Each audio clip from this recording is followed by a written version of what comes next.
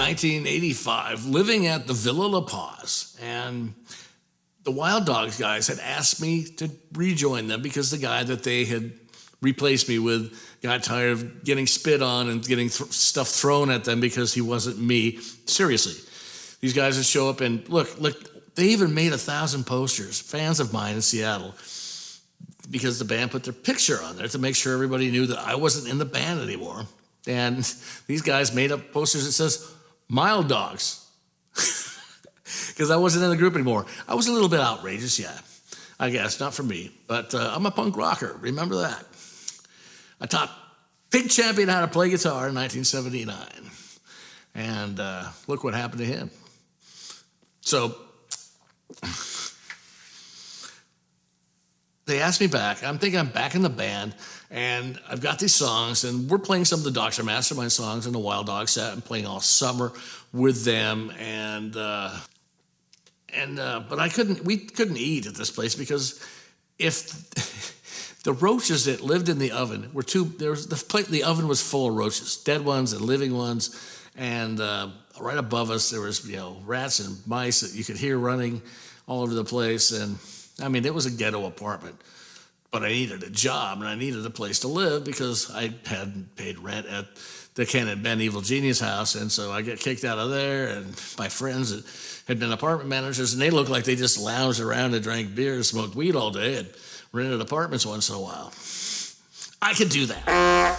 And there was only 6 people living there, but there's about 20 other people that were shacked up and squatting in other apartments. So the first thing I had to do was put on my Mad Max Wild Dogs outfit and go kick these people out. And I called myself Boris. I figured Boris is a pretty intimidating name, and I had white hair that, stood way up, and I guess I was a little scary, at least to me. And so we moved into the villa. I got this call, and we moved into the villa like the end of July, and it's like 25th or something. And I got all these calls from these people that said, hey, Matt, I thought you were in Wild Dogs. And I said, well, I am. I'm back in the band, and we're going to go do the 3rd record and all this stuff. And they said, well, no, I got a press release from this guy named Ken Mednick, their manager, and said they've got this other guy named Michael Furlong who had been on Atlantic Records and a pop guy. And I said, well, I've never heard this before. So I call up Jeff and say, so what's up with the deal? What's this? Oh, no, that's not real. They're full of shit. They're lying. So, Jeff is trumping me.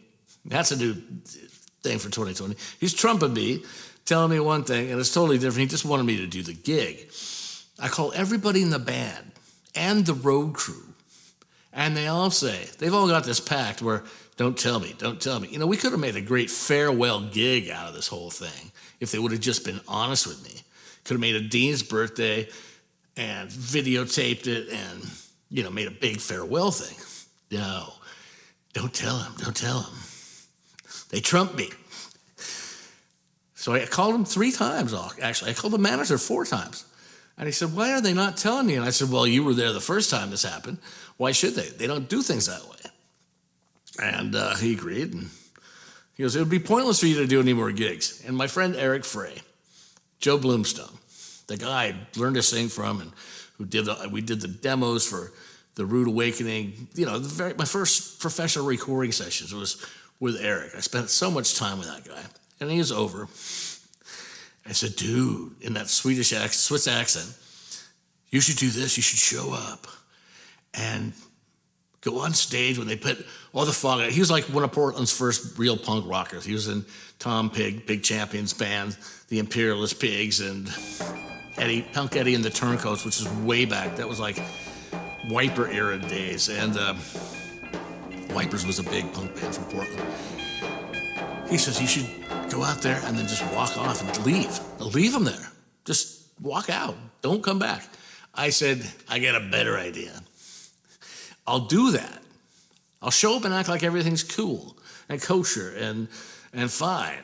And then what I'm going to do is I'm going to have everybody get in free on the guest list. And you're going to have to wait for me, but I'm going to take off.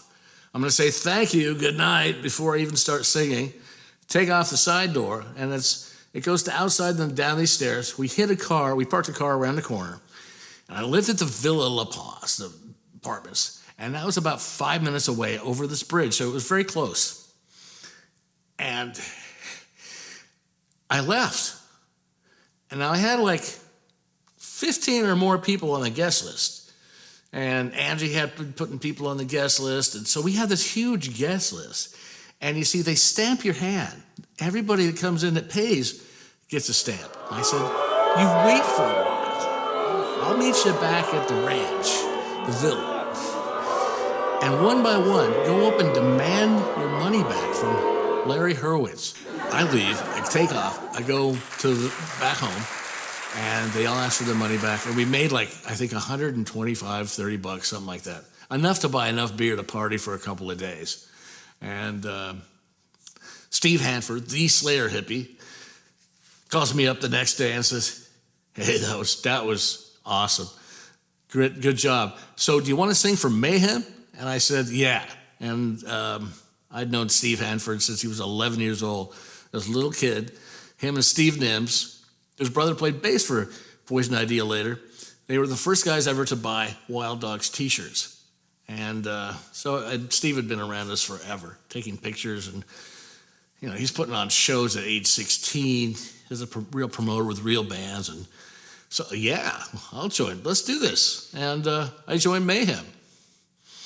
And we moved into the apartment next to mine, down in the basement floor of the Villa La Paz, and that was our practice place. And we played with Hyrax and Raw Power from Italy, and I finally met Fabio, the drummer from that band, and he's a great guy. In Germany, I met him, and I think he was playing with Fingernails. It was Anthony Drago's group, and